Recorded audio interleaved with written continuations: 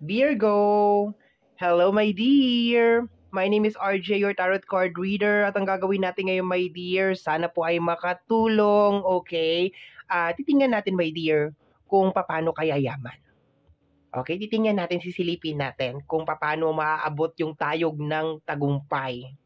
Sino ba naman ang ayaw nun, di ba, my dear? Di ba? Hindi mo na problemahin kung kailan ka makakapagbakasyon because you have all the access para makapagbakasyon.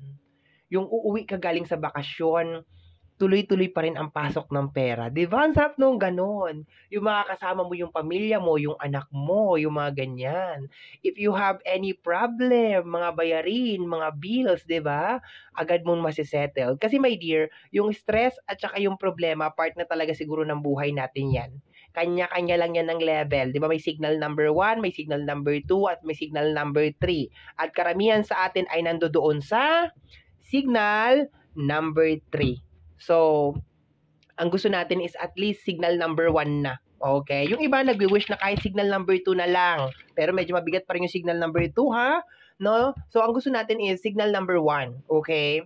Hindi naman talaga mawawala yan eh. Marami kang pera, wala kang pera, konti lang ang pera mo, talagang ang stress, pressure, nandyan pa rin yan. Kanya-kanya lang talaga, nagkakaiba-iba lang talaga sa level yan. Okay? So, let's go na tayo, my dear Virgo. Last 2 shuffle na lang tayo, dear.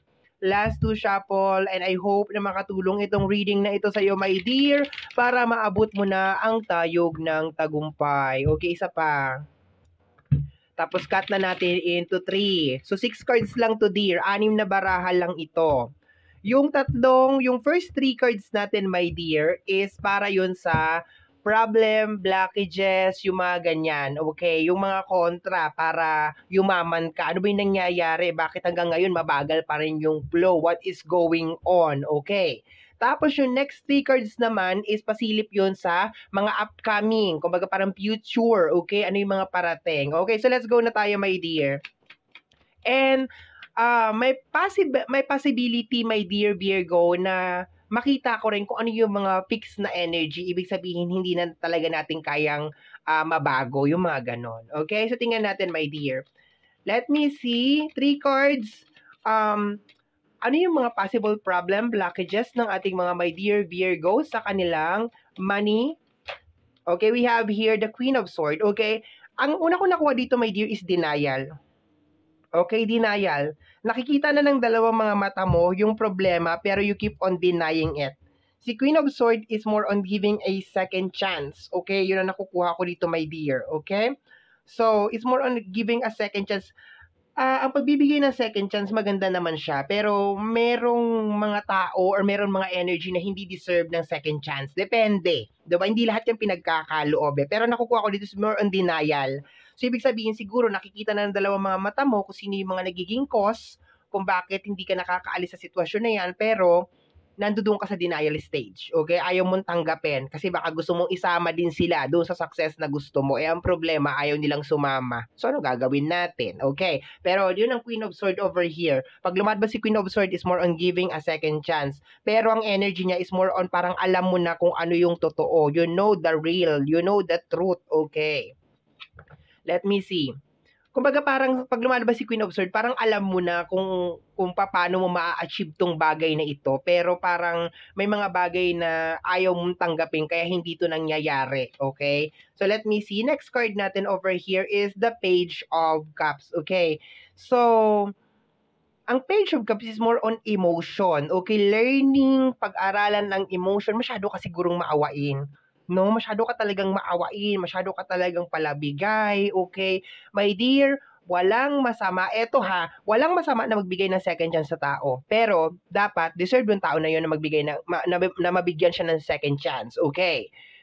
Walang masama na tumulong at maging maunawain. Pero, may hangganan, my dear, ang lahat. Kasi, hindi ka naman mabubuhay habang buhay. So, ano yun, hanggang sa kabilang buhay, tumutulong ka pa rin, di ba? So, siguro nakukuha ko dito, my dear, is more on parang pakilimitahan yung gusto mong mabago yung buhay ng ibang tao or parang gusto mong makatulong. Wala namang masama talagang tumulong, my dear, pero may limitation.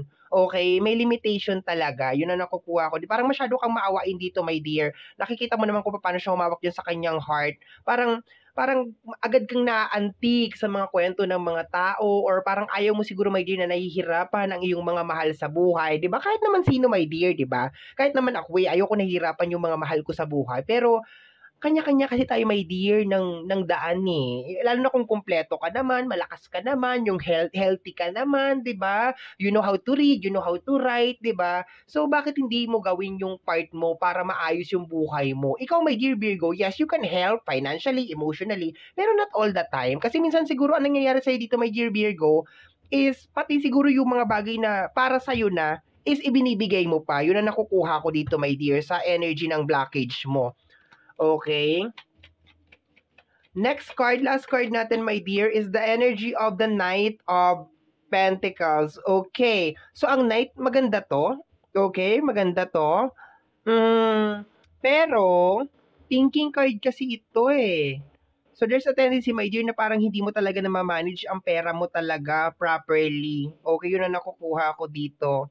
There's a tendency din, my dear, na baka nakokontrol ka rin ng ibang tao when it comes sa decision making. So, maging aware ka doon, okay? Kasi parang ang pakiramdam ko, ang magiging problema mo dito is yung mga tao around you na posibleng tinitake advantage ka. Yun ang nakukuha ko dito, my dear.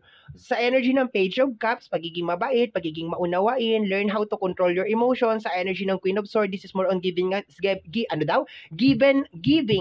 second chance sa mga energy around you, pero hindi naman lahat ay dapat bigyan ng second chance, okay?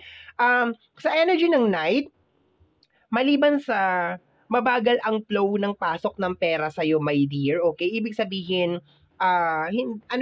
hindi naman siya yung talagang buhos talaga. Ibig sabihin, may pumapasok, pero parang hindi siya yung typical na parang enough para bumuhay ka ng isang buong barangay. Parang ganun. Kasi yung pagtulong, my dear Virgo, is binabase yan sa pasok ng pera. Hindi pwede na sumasahod ka ng 100 pesos, pero ang gusto mong pakainin ay 1,000 or ang gusto mong bigyan ng piso is 1,000 katao. So, abonado ka pa ng 900. Nagigets mo ba yung ibig kong sabihin? 100 lang yung pumapasok na pera sa'yo. Nagsiset lang ako ng example ha. Hindi naman as in like 100 lang yung pumapasok sa'yo. Pero, ang gusto mong tulungan is nasa 1,000. So, paano magkakasya yun? Okay? So, parang kinakailangan mo talaga, my dear, i-manage yung iyong money over here. Okay? And, isa pa sa nakukuha ko over here, there's a tendency, my dear, na baka na ma-manipulate ka ng mga tao around you. Once again, sa energy ng Queen of Swords, alam mo na minamanipulate ka. Okay?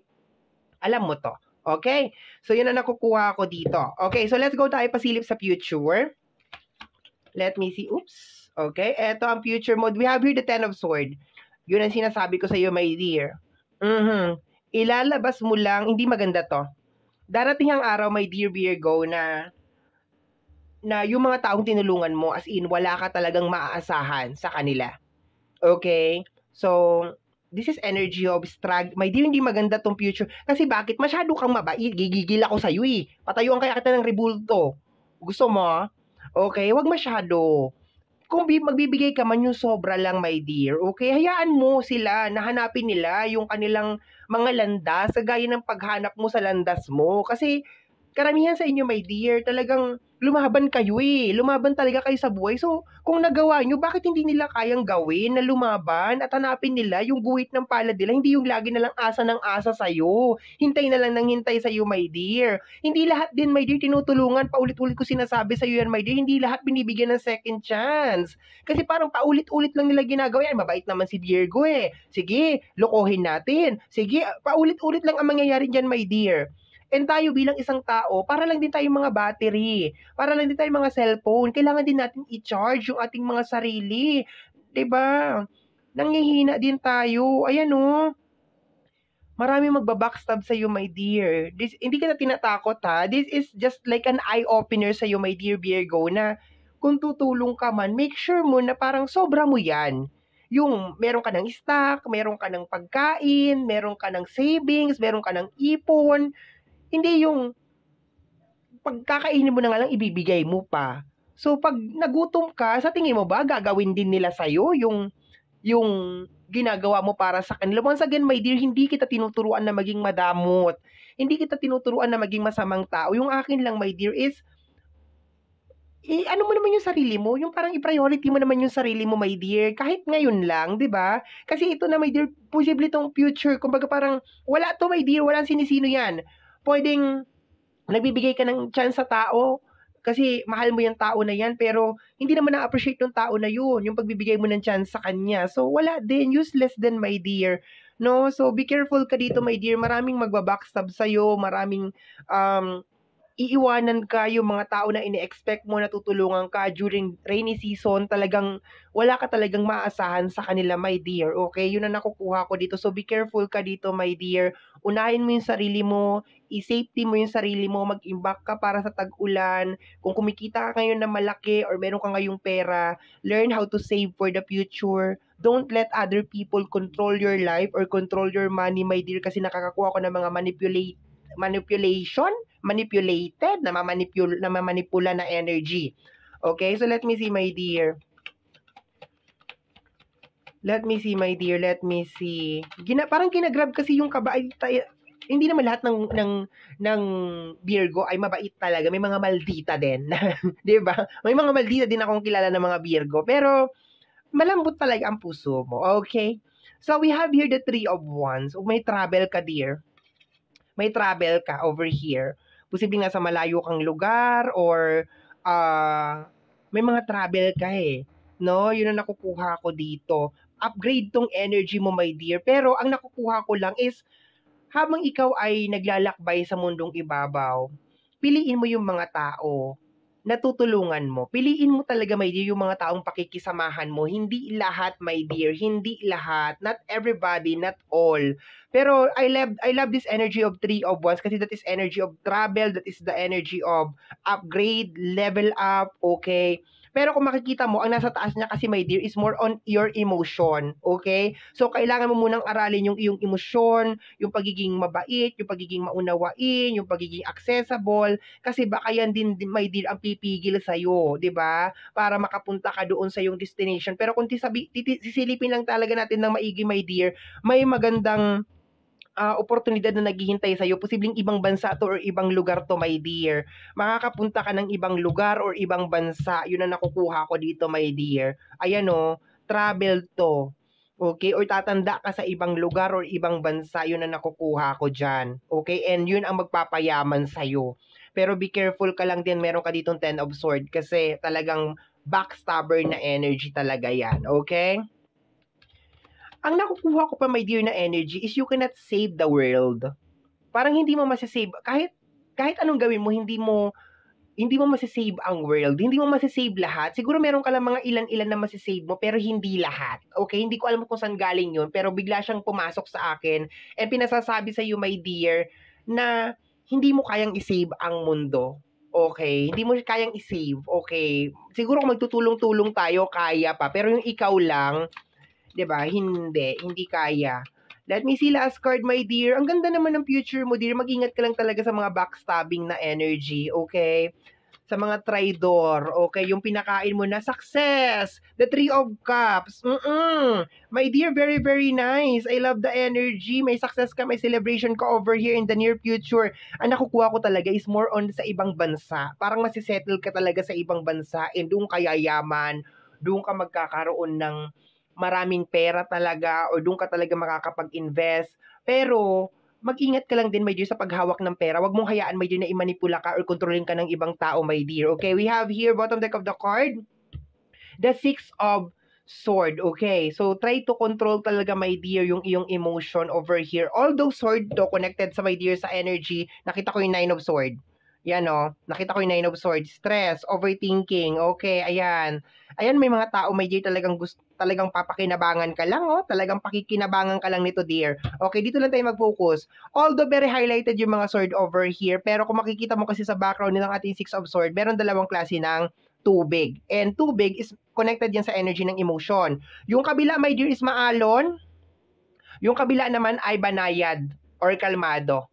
Okay? So, subukan mo talagang i-balance yan, my dear. Okay? And hindi lahat ay isasama mo, my dear, sa boat mo. Kasi yung iba na isasama mo sa boat mo, sa journey mo, ay posibleng yun din ang maging dahilan kung bakit lulubog ang yung boat. O, di ba? Nakuha ko pa yun kasi nakita ko yung mga sword nakasakay dyan sa boat mo. So, hindi lahat ay isasakay mo sa boat mo, my dear Virgo. Kasi minsan, yung mga gusto mong isakay sa boat mo, kahit na magandang intention mo, gusto mo lang naman silang isave, gusto mo lang naman silang iligtas, pero minsan wala silang pakialam sa'yo. Okay? So, my dear Virgo, teka lang. Naalala ko yung kwento nung Palaka at saka nung Scorpio. Nung Scorpion, yung Scorpion, yung malaraba na Scorpion. Sabi niya doon sa Palaka, sabi niya, Palaka, sakay mo ako sa likod mo, itawid mo ko sa kabila. Sabi naman nung Palaka, ayoko kasi tutusukin mo ko, baka tusukin mo ako, sabi nung Palaka. Sabi naman nung Scorpion, ay hindi ko gagawin yun kasi pag ginawa ko yun, malulunod tayong dalawa. Ngayon, ang ginawa ni Palaka, na-convince siya ni Scorpion, isinakay niya si Scorpion sa likod niya. Ngayon, nasa kalagitnaan na sila ng pagtawid doon sa ilog or dagat or something, pakiramdam ko ilog yon, biglang nakaramdam si Palaka ng tusok sa likod niya.